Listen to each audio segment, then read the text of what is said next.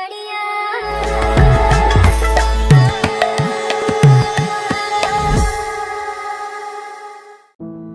ഇതുവരെ ഉറക്കമെണീറ്റില്ലേ അശ്വതി? സമയം 6:30 അവന് ഓഫീസിൽ പോകാനുള്ളതല്ലേ? എണീറ്റ് വേഗം അടുക്കളയിലേക്ക് ചെല്ല്. പ്രദീപിന്റെ അമ്മ വിമല വന്ന് അശ്വതിയെ ഉറക്കത്തിൽ നിന്ന് വിളിച്ചുണർത്തി. കൊച്ച് രാത്രി മുഴുവൻ ഭയങ്കര കരച്ചിലായിരുന്നു അമ്മേ. ഒരു പോള കണ്ണടയ്ക്കാൻ പറ്റിയില്ല. 5:30 മണി കഴിഞ്ഞാ അവനൊന്ന് ഉറങ്ങിയത്. അങ്ങനെ പറഞ്ഞാൽ എങ്ങനെ ശരിയാവും? പ്രദീപിന് ഓഫീസിൽ പോണ്ടേ? ഇന്ന് അമ്മ ചോറ് കെട്ടിക്കൊടുക്ക്. എനിക്ക് ഒട്ടും കണ്ണു തുറക്കാൻ വയ്യ. ഇന്നത്തേക്ക് ഞാൻ ക്ഷമിച്ചു.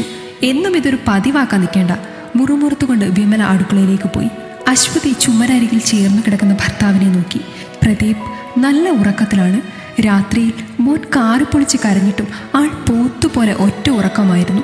ഉറങ്ങുവോളം മോനെയും എടുത്ത് മുറിയിലൂടെ നടന്നിട്ട് അവൾക്ക് കൈക്കും കാലിനും നടുവിനുമൊക്കെ ഭയങ്കര വേദനയായിരുന്നു.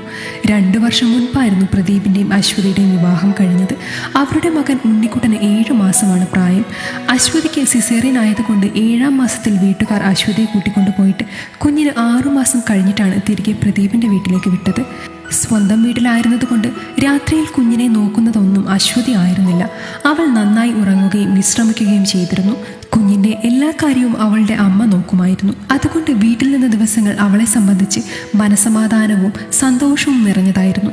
യാതൊരു തരത്തിലുള്ള മാനസിക സംഘർഷവും അവൾക്ക് ഉണ്ടായിരുന്നില്ല. പ്രദീപിൻ്റെ വീട്ടിലേക്ക് വന്നതു മുതൽ അവളുടെ ജോലിഭാരം കൂടി. പകൽ സമയങ്ങളിൽ പ്രദീപിൻ്റെ അച്ഛൻ വാസുവും അമ്മ വിമലയും കുഞ്ഞിനെ നോക്കും. പക്ഷേ രാത്രി കുഞ്ഞ് ഉറങ്ങാതെ കരഞ്ഞാലും കളിച്ചിരുന്നാലും നോക്കാൻ അവൾ മാത്രമേ ഉള്ളൂ. രാത്രി മുഴുവൻ ഉറക്കമൊഴിഞ്ഞിട്ട് അതിരാവിലെ എഴുന്നേറ്റ് രാവിലത്തെ ഭക്ഷണവും ഉച്ചയ്ക്ക് പ്രദീപിന് ഓഫീസിൽ കൊണ്ടുപോകാനുള്ളതുമൊക്കെ റെഡിയാക്കുകയും വേണം. പകൽ സമയം ഉണ്ണിക്കുട്ടൻ അച്ഛൻ്റെയും അമ്മയുടെയും അടുത്തായതിനാൽ വീട്ടിലെ ജോലി മുഴുവൻ അവൾക്ക് ഒറ്റയ്ക്ക് തന്നെ ചെയ്യണം. ചില ദിവസങ്ങളിൽ പണിയൊക്കെ കഴിയുമ്പോൾ മോൻ ഉറക്കമാണെങ്കിൽ അവൻ ഉണരുന്നത് വരെ ഇത്ര നേരം കിടക്കാം. അങ്ങനെ വീണ് കിട്ടുന്ന കുറച്ച് സമയങ്ങൾ മാത്രമാണ് അശ്വതിക്ക് വിശ്രമിക്കാൻ പറ്റുന്നത്. ഇന്ന് കൺപോള വലിച്ചു തുറക്കാൻ പോലും അവൾക്ക് കഴിഞ്ഞിരുന്നില്ല. രാവിലെ ജോലിക്ക് പോയിട്ട് വൈകുന്നേരം ക്ഷീണിച്ചു വരുന്ന ഭർത്താവ് രാത്രി കുഞ്ഞിനെ നോക്കാൻ നേരമില്ലെന്ന് പറഞ്ഞ് ഉറങ്ങും. ചില ദിവസങ്ങളിൽ കുഞ്ഞിൻ്റെ കരച്ചിൽ അസഹനീയമാണെങ്കിൽ പ്രദീപ് എഴുന്നേറ്റ് ഹാളിൽ പോയി കിടക്കാറുമുണ്ട്. അതൊക്കെ കാണുമ്പോൾ അശ്വതിക്ക് വല്ലാത്ത സങ്കടം തോന്നും. ഉണ്ണിക്കുട്ടൻ ഉണരുന്നത് വരെ അശ്വതിയും ഉറങ്ങാൻ തീരുമാനിച്ചു. അവനെ കെട്ടിപ്പിടിച്ച് അവൾ ഒപ്പം കിടന്നു. പ്രദീപ് എഴുന്നേറ്റ് കുളിച്ച് വസ്ത്രം മാറി ഓഫീസിൽ പോയതൊന്നും അവൾ അറിഞ്ഞതേയില്ല. പ്രദീപിന് ഓഫീസിൽ കൊണ്ടുപോകാനുള്ള ചോറും കറിയുമൊക്കെ വിമല തയ്യാറാക്കി കൊടുത്തുവിട്ടു. അശ്വതി ഗാഢമായ ഉറക്കത്തിലായിരുന്നു. 2-3 ദിവസത്തെ ഉറക്കം അവളിൽ ബാക്കിയുണ്ടായിരുന്നു. 9 മണിക്ക് ഉണ്ണിക്കുട്ടൻ എന്തോ ശബ്ദം കേട്ട് ഉണർന്ന് കരയാൻ തുടങ്ങി. അവൾക്ക് അവനെ എടുത്ത് തോളിലിട്ട് കരച്ചിലടക്കണമെന്ന് ആഗ്രഹമുണ്ടെങ്കിലും തലയൊന്നും പൊന്തിക്കാൻ അവൾക്കായില്ല. അത്രയ്ക്ക് ഉറക്കക്ഷീണം അവളിൽ അവശേഷിച്ചിരുന്നു. എങ്കിലും ഒരുവിധം കണ്ണുകൾ വലിച്ചു തുറന്ന് ബെഡിൽ എഴുന്നേറ്റിരുന്ന ശേഷം അശ്വതി മോനെ വാരിയെടുത്ത് തോളിലിട്ടു. ആ സമയം ഉണ്ണിക്കുട്ടൻ്റെ കരച്ചിൽ കേട്ട് വാസു അങ്ങോട്ടേക്ക് വന്നു. മോള് കുറച്ചു നേരം കൂടി ഉറങ്ങിക്കോ. ഉണ്ണിക്കുട്ടനെ ഇങ്ങ് തന്നേക്ക്, ഞാൻ നോക്കിക്കൊള്ളാം. ക്ഷീണം തീർന്നിട്ട് എണീറ്റ് വന്നാൽ മതി. മോന് ആഹാരം കൊടുത്തിട്ട് ഞാനിവനെ ഞങ്ങളുടെ മുറിയിൽ കിടത്തിക്കൊള്ളാം. വാസു അവളുടെ കയ്യിൽ നിന്ന് ഉണ്ണിക്കുട്ടനെ വാങ്ങിക്കൊണ്ട് പറഞ്ഞു. ശരിയച്ച. നന്ദിയോടെ അശ്വതി അയാളെ നോക്കി. വാസു കുഞ്ഞുമായി പുറത്തേക്ക് പോയി. അച്ചാച്ചൻ വന്ന് എടുത്തുകൊണ്ട് പുറത്തേക്ക് പോയപ്പോൾ ഉണ്ണിക്കുട്ടൻ കരച്ചിൽ നിർത്തി. മുറ്റത്തെ കാഴ്ചകളൊക്കെ കണ്ട് അച്ചാച്ചൻ്റെ തോളിൽ ചാഞ്ഞു കിടന്നു. ഇതിനിടയിൽ കുഞ്ഞിന് വിമല കുറുക്കു കൊടുത്തു. ഉണ്ണിക്കുട്ടൻ്റെ കരച്ചിൽ കേൾക്കാതായപ്പോൾ അശ്വതിക്ക് സമാധാനമായി. സാവധാനം അവളുടെ മിഴികൾ വീണ്ടും അടഞ്ഞു. നീണ്ട ഉറക്കം കഴിഞ്ഞ് അവൾ ഉണരുമ്പോൾ വീട് നിശബ്ദമായിരുന്നു. സമയം നോക്കിയപ്പോൾ ഉച്ചയ്ക്ക് 2 മണി കഴിഞ്ഞിരിക്കുന്നു. ഇത്രയും സമയം താൻ ഉറങ്ങിപ്പോയോ? അശ്വതി പെട്ടെന്ന് എഴുന്നേറ്റ് ബാത്റൂമിൽ പോയി പല്ലു തേച്ച് മുഖം കഴുകി മുറിക്ക് പുറത്തേക്കിറങ്ങി. ഹാളിൽ സോഫയിൽ കിടന്ന് വിമല TV കണ്ട് ഉറക്കം പിടിച്ചിരുന്നു. അവൾ വിമലയുടെയും വാസുവിൻ്റെയും കിടപ്പുമുറിയിൽ ചെന്ന് നോക്കിയപ്പോൾ ഉണ്ണിക്കുട്ടൻ അച്ചാച്ചൻ്റെ അരികിൽ കിടന്ന് നല്ല ഉറക്കമാണ്. വാസുവും ഉച്ചമയക്കത്തിലായിരുന്നു. സമയമൊട്ടും പാഴാക്കാതെ അവൾ വേഗം പോയി കുളിച്ചു വന്നു. ചോറും കൂട്ടാനുമൊക്കെ അമ്മ ഉണ്ടാക്കി വെച്ചിരുന്നു. ഒരു പ്ലേറ്റ് എടുത്ത് ആവശ്യത്തിന് ഭക്ഷണം വിളമ്പി അടുക്കളയിലിരുന്ന് തന്നെ അവൾ കഴിച്ചു. ജോലിയൊക്കെ ഒതുക്കി വരുമ്പോൾ ഉണ്ണിക്കുട്ടൻ്റെ ചെളുങ്ങൽ കേട്ട് ചെന്ന് നോക്കുമ്പോൾ മോൻ ഉറക്കത്തിൽ നിന്ന് ഉണർന്നു തുടങ്ങിയിരുന്നു. അച്ഛനെ ഉണർത്താതെ അവനെ എടുത്ത് മുറിയിൽ വന്ന് പാല് കൊടുക്കുമ്പോഴാണ് പെട്ടെന്ന് ഒരു കാര്യം ശ്രദ്ധയിൽപ്പെട്ടത്. മോൻ്റെ വയറ്റിലും തുടയിലുമൊക്കെ ഒരു വഴുവഴുക്കൽ പോലെ. മണത്ത് നോക്കിയപ്പോൾ ഒരു വൃത്തികെട്ട നാറ്റം. അശ്വതിയുടെ നെഞ്ചിടിപ്പ് വർദ്ധിച്ചു. മുൻപും ഇതുപോലെ കുഞ്ഞിൻ്റെ ദേഹത്ത് വഴുവഴുപ്പ് തോന്നിയിട്ടുള്ളത് അവൾ ഓർത്തു. ഭക്ഷണം കഴിക്കുമ്പോൾ ദേഹത്ത് പറ്റുമെന്ന് കരുതി നിസ്സാരമായി കണ്ടതായിരുന്നു ഇതുവരെ. പക്ഷേ അവൾക്ക് സംശയമായി തുടങ്ങി. അരുതാത്തതൊന്നും ആയിരിക്കില്ലേ എന്ന് അവൾ മനമുരുകി പ്രാർത്ഥിച്ചു. വൈകുന്നേരം പ്രദീപ് വരുമ്പോൾ ഇക്കാര്യം പറയണമെന്ന് അവൾ തീരുമാനിച്ചു. രാത്രി കിടക്കാൻ നേരമാണ് അവൾക്ക് പ്രദീപിനോട് സംസാരിക്കാൻ അവസരം കിട്ടിയത്. തലേ ദിവസം രാത്രിയിൽ ഉറങ്ങാൻ പറ്റാത്ത ക്ഷീണത്തിൽ ഉണ്ണിക്കുട്ടൻ ഉറക്കം പിടിച്ചിരുന്നു. കുഞ്ഞിനെ ഉറക്കി തൊട്ടിലിൽ കിടത്തിയിട്ട് അശ്വതി പ്രദീപിൻ്റെ അരികിലായി വന്നു കിടന്നു. ഒത്തിരി നാളിനു ശേഷമാണ് ഇരുവർക്കും പരസ്പരം സ്നേഹിക്കാൻ സമയം കിട്ടുന്നത്. ഉണ്ണിക്കുട്ടൻ ഉള്ളതിനാൽ അവർക്കായി സമയം കിട്ടുന്നത് വല്ലപ്പോഴുമാണ്. പ്രദീപിൻ്റെ കൈകൾ അവളുടെ ശരീരത്തിലൂടെ ഇഴഞ്ഞു നടന്നു. പക്ഷേ അതൊന്നും ആസ്വദിക്കാനുള്ള ഒരു മാനസികാവസ്ഥയായിരുന്നില്ല അശ്വതിക്ക്. പ്രദീപേട്ടാ, എനിക്കൊരു കാര്യം പറയാനുണ്ട്. അശ്വതിയുടെ സ്വരത്തിൽ ഗൗരവം നിറഞ്ഞിരുന്നു. എന്താ അശ്വതി? അച്ഛൻ്റെ അടുത്തു നിന്ന് മോനെ എടുത്തുകൊണ്ട് വരുമ്പോൾ അവൻ്റെ ദേഹത്തൊക്കെ ഒരു വഴുപ്പും നാറ്റവുമാണ്. ഇന്നുച്ചയ്ക്കും അങ്ങനെ കണ്ടപ്പോൾ ഞാൻ മണത്തു നോക്കി. സ്പേമിൻ്റെ നാറ്റമായിരുന്നു അത്. അവസാന വാചകങ്ങൾ പറയുമ്പോൾ അവൾ വിറപ്പൂണ്ടിരുന്നു. അവളുടെ ശരീരത്തിൽ ഇഴഞ്ഞു നടന്നിരുന്ന പ്രദീപിൻ്റെ കൈകൾ നിശ്ചലമായി. നീ എന്താ പറഞ്ഞു വരുന്നത്? എൻ്റെ അച്ഛൻ, നമ്മുടെ മോനെ? നീ വെറുതെ വായിൽ തോന്നിയത് വിളിച്ചു പറയല്ലേ. എനിക്ക് അച്ഛനെ നല്ല സംശയമുണ്ട് പ്രദീപേട്ടാ. നീ എൻ്റെ അച്ഛനെക്കുറിച്ചാണ് ഇങ്ങനെ പറയുന്നതെന്ന ബോധം വേണം. വേറെ ആരോടും ഇങ്ങനെ ഭ്രാന്തൊന്നും പോയി പറയാൻ നിൽക്കേണ്ട. നിന്റെ ഓരോ ഭ്രാന്തൻ തോന്നലുകൾ കാരണം കുടുംബം നശിപ്പിക്കരുത്, ദേഷ്യത്തോടെ പ്രദീപ് പറഞ്ഞു. ഞാനൊന്നും പറഞ്ഞോട്ടെ, നീ ഇനി ഒന്നും പറയണ്ട. വെറുതെ ഓരോന്നും പറഞ്ഞുണ്ടാക്കി ഇവിടുത്തെ സമാധാനം ഇല്ലാതാക്കരുത് നീ.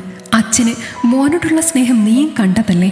താഴത്തും തറയിലും വെക്കാതെയാണ് അച്ഛനും അമ്മയും മോനെ നോക്കുന്നത്. അവരിത് കേട്ടാൽ നെഞ്ചു പൊട്ടി മരിക്കും. പിന്നെ മോൻ്റെ ദേഹത്ത് ഞാൻ കണ്ടതോ? നീ മിണ്ടാതെ കിടന്നുറങ്ങാൻ നോക്ക്. എനിക്ക് വയ്യ നിന്നോട് തർക്കിച്ചിരിക്കാൻ. ദയവ് ചെയ്ത് ഇതും മനസ്സിലിട്ട് അച്ഛനോട് പെരുമാറാൻ നിൽക്കരുത്. നിനക്ക് ഉറക്കമില്ലാതെ ഭ്രാന്ത് പിടിച്ചതാ. ഇവിടെ ഒരു ജോലിയും ചെയ്യേണ്ട നീ. കുറച്ച് ദിവസം നല്ലതുപോലെ കിടന്നുറങ്ങ്. പ്രദീപ് മറുവശത്തേക്ക് തിരിഞ്ഞു കിടന്നു. അശ്വതിയുടെ കണ്ണുകൾ നിറഞ്ഞു കവിഞ്ഞു. ഒന്നും തൻ്റെ സംശയമല്ലെന്ന് അവൾക്ക് ഉറപ്പായിരുന്നു. പക്ഷേ പ്രദീപ് ഇങ്ങനെയൊക്കെ പറഞ്ഞപ്പോൾ അവൾക്കാകെ കൺഫ്യൂഷനായി. പിറ്റേന്ന് തന്നെ തൻ്റെ സംശയത്തിന് അറുതി വരുത്തണമെന്ന് അവൾ ഉറപ്പിച്ചു. തൻ്റെ തെറ്റിദ്ധാരണ കൊണ്ട് സംഭവിച്ചതാണെങ്കിൽ അതൊരു കൊടിയ പാപമാണ്. മനസ്സുകൊണ്ട് അച്ഛനോട് മാപ്പ് ചോദിക്കണം. അതുകൊണ്ട് നാളെ സംശയം തീർക്കണമെന്ന് അശ്വതി തീരുമാനിച്ചു. രാത്രി മുഴുവൻ ഉണ്ണിക്കുട്ടൻ നന്നായി ഉറങ്ങിയോണ്ട് രാവിലെ 7 മണിക്ക് തന്നെ എണീറ്റിരിപ്പായി. അമ്മ വന്ന് അവനെ എടുത്തുകൊണ്ട് പോയോണ്ട് അശ്വതി തൻ്റെ പണികളൊക്കെ വേഗത്തിൽ തീർത്തു. അടിച്ചു വാരാൻ അച്ഛൻ്റെയും അമ്മയുടെയും മുറിയിൽ കയറിയപ്പോൾ അലമാരിക്ക് മുകളിലായി ക്യാമറ ഓൺ ചെയ്ത് ഫോൺ മറച്ചു വയ്ക്കാനും അവൾ മറന്നില്ല. ഉച്ചവരെ ഉണ്ണിക്കുട്ടൻ കളിച്ചു ചിരിച്ചിരുന്നു. പിന്നീട് ഉറക്കം വന്ന് ചിണുങ്ങാൻ തുടങ്ങിയപ്പോൾ വാസു അവനെ എടുത്ത് മുറിയിലേക്ക് കൊണ്ടുപോയി. ആ സമയം അശ്വതി തുണി അലക്കി വിരിച്ചിടുകയായിരുന്നു. അച്ചാച്ചൻ്റെ നെഞ്ചിൽ കിടന്നുറങ്ങാൻ അവന് ഭയങ്കര ഇഷ്ടമാണ്. ഉറങ്ങിക്കഴിഞ്ഞാൽ അവനെ നെഞ്ചിൽ നിന്നെടുത്ത് ബെഡിൽ കിടത്തും. വിമല പതിവ് പോലെ ഊണ് കഴിഞ്ഞ് TV കണ്ട് കിടപ്പുണ്ട്. അശ്വതി കഴിച്ചിട്ടില്ലായിരുന്നു. കുഞ്ഞ് അച്ഛൻ്റെ ഒപ്പം മുറിയിലാണെന്ന് കണ്ടതും കാറ്റുപോലെ അവൾ അവിടേക്ക് പാഞ്ഞു. അശ്വതി ചെന്ന് നോക്കുമ്പോൾ മുണ്ടിൻ്റെ അരികു കൊണ്ട് ഉണ്ണിക്കുട്ടൻ്റെ വയറും തുടയുമൊക്കെ തുടയ്ക്കുകയായിരുന്നു വാസു. എന്തു പറ്റി അച്ഛാ? ഒന്നുമില്ല മോളെ, മോൻ്റെ ദേഹത്ത് ഉറുമ്പിനെ കണ്ടപ്പോൾ തട്ടി മാറ്റിയതാ, തെല്ലൊരു പരുങ്ങലോടെ അയാൾ പറഞ്ഞു. ഉണ്ണിക്കുട്ടൻ നല്ല ഉറക്കത്തിലാണ്. വാസു തൻ്റെ വെപ്രാളം മറയ്ക്കാനെന്നോണം അവൾക്ക് മുഖം കൊടുക്കാതെ കുഞ്ഞിൻ്റെ ശരീരത്തിൽ തലോടുന്ന ഭാവത്തിൽ കൈകൊണ്ട് തൊട്ടുനോക്കി ഒന്നുമില്ലെന്ന് ഉറപ്പുവരുത്തുകയാണ്. അശ്വതി അയാൾ കാണാതെ അലമാരയുടെ മുകളിലിരുന്ന ഫോൺ കയ്യിലെടുത്തു. അച്ഛൻ കിടന്നോ? മോനെ ഞാൻ മുറിയിലേക്ക് കൊണ്ടുപോവാം. ഉണരുമ്പോൾ പാല് കൊടുക്കാമല്ലോ എനിക്ക്. അയാളുടെ മറുപടിക്ക് കാത്തു നിൽക്കാതെ അശ്വതി കുഞ്ഞിനെയും എടുത്ത് മുറിയിലേക്ക് പോയി. അശ്വതിക്ക് എന്തെങ്കിലും സംശയം തോന്നിയോ എന്നായിരുന്നു വാസുവിന് പേടി. മുറിയിലെത്തിയ പാടെ അവൾ മോനെ പരിശോധിച്ചു. തുടയിടുക്കിൽ വഴുവഴുപ്പ് തോന്നി മണത്തു നോക്കിയപ്പോൾ തൻ്റെ സംശയം ശരിയാണെന്ന് അവൾ ഉറപ്പിച്ചു. അശ്വതിക്ക് തല കറങ്ങുന്നത് പോലെ തോന്നി. തൻ്റെ സംശയം മാത്രമായിരിക്കുമെന്ന് കരുതി ആശ്വസിക്കാൻ ശ്രമിക്കുകയായിരുന്നു അവൾ.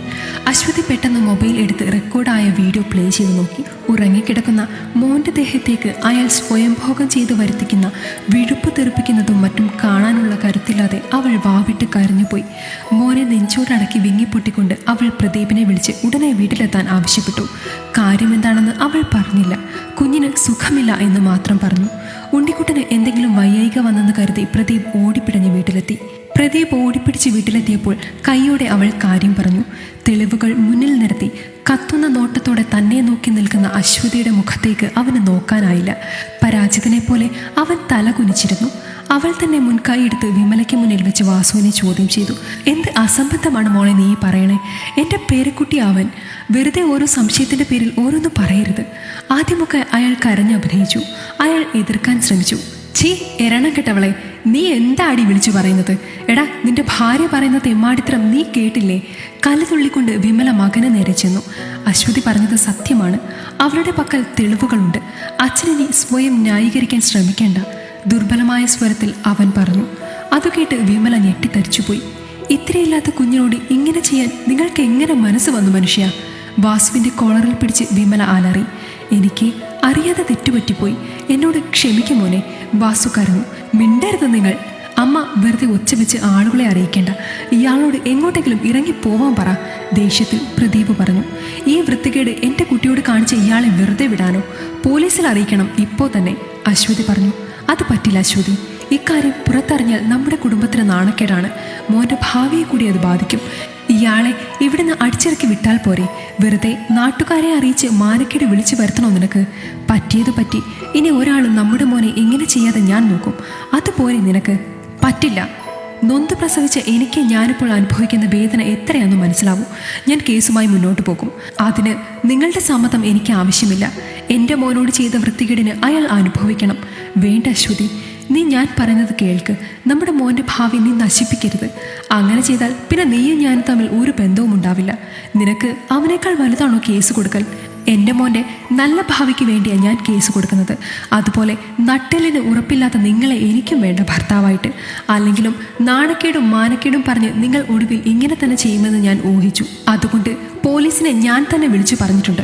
അവളത് പറയുമ്പോൾ മുറ്റത്ത് പോലീസ് ജീപ്പ് വന്നു നിൽക്കുന്ന ശബ്ദം കേട്ടു. രക്ഷപ്പെടാൻ അവസരം കിട്ടും മുൻപ് തന്നെ കയ്യാമം വെച്ച് പോലീസുകാർ വാസുവിനെ കൊണ്ടുപോയി. സർവവും തകർന്ന മട്ടിൽ വിമലയും പ്രദീപും തലയിൽ കൈവച്ചിരുന്നു പോയി. അശ്വതി കുഞ്ഞിനെ കൊണ്ട് അവളുടെ വീട്ടിലേക്ക് പോയി.